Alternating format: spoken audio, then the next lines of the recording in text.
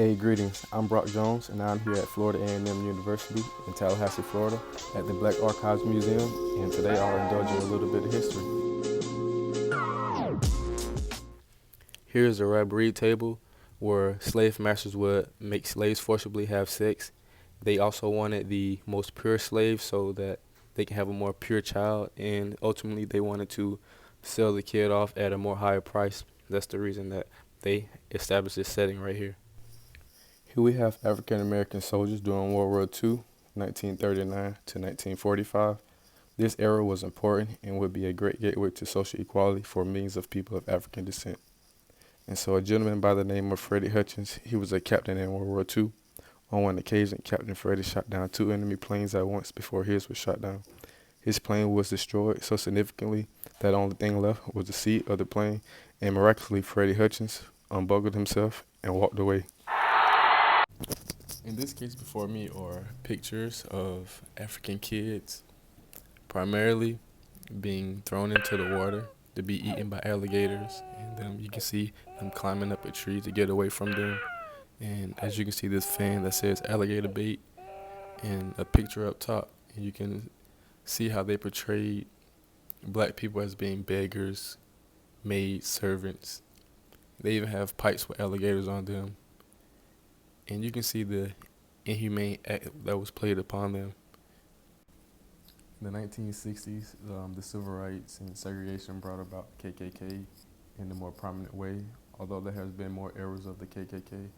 But in this time, it was more brutal and more open and more accepted as a society, and it wasn't stopped. It was very harsh for people of color back then. More than 100 years ago, many commercial products in American society depicted derogatory portrayals of African Americans to spread racism and negative stereotypes towards them. Also, businesses and corporations that produce such products are just as guilty in regards to promoting hatred and racism. Queen Nzinga of Angola, 1582 to 1663, she was well educated. In 1624, she was named Angola, which means ruler of the Mbunda people. During her reign from 1630 to her death in 1663, she gained respect from the Portuguese as a superior military tactician, diplomat, and shrewd political leader.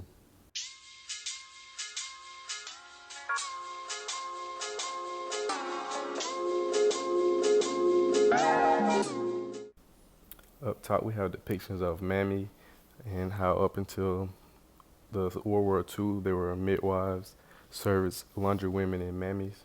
African American women were. In the middle, we have a depiction of Southern living for African American people. And at the bottom, as you can see, Aunt Jemima and how that character came about for syrup and pancakes. As you can see here, displays a replica of a slave ship.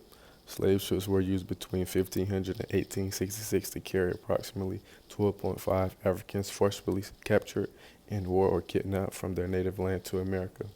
There were hundreds of slave ships. The first slave vessel was Isabella, a British ship brought about 150 African people into the port of Philadelphia in 1864. Through the Middle Passage, nearly 2 million slaves perished to the journey across the Atlantic, and the ones that made it were sold in the New World. At the bottom are tools and shackles and a nigger feeder that they also use. Andre Nolan, the Hawk Dawson, Florida A&M alumni, born July 10, 1954. Years pass on. April 15, 1999, Florida native became the second player in baseball history to reach a record of 400 home runs and 300 stolen bases. And in 2010, Dawson was inducted into the Hall of Fame. And as you can see here, there's some memorabilia of him and picture frames of him while he was in the pros. Polkinghorne, born June 16, 1921, a native of Pensacola, Florida, where his father was a pharmacist. In his senior year at FAMU, he enlisted into the military and became the first FAMU accepted to the U.S. Air Corps and the first FAMU to become a Tuskegee Airman. And to continue his honor for his bravery and courageous acts, Florida A&M University renamed Famu Village to Lieutenant James R. Polkinghorne Jr., as it once was in 1948, whenever the dorms were for married couples on campus. I hope you found some of this information valuable to you and informative. I'm Brock Jones reporting to you from the Black Archives Museum here at Florida A&M University in Tallahassee, Florida.